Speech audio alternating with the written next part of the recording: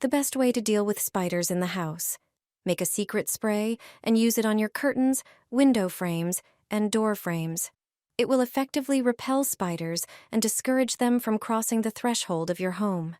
You don't need much to make this mixture. You probably already have everything you need at home. For the first part of the recipe, grab some lemons. Cut them all in half and squeeze out the juice. The smell of citrus is one of the few scents that spiders truly dislike. Pour the squeezed juice into a measuring container. Add twice as much water. This amount will be enough to make a good batch of the mixture.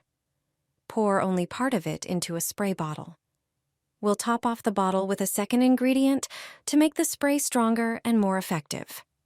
Regular mint is an excellent spider repellent. Just a few sprigs will do. If you don't have fresh mint, you can use mint tea bags instead. Prepare a heat-proof jug or pot. Throw the mint in and pour hot water over it to brew.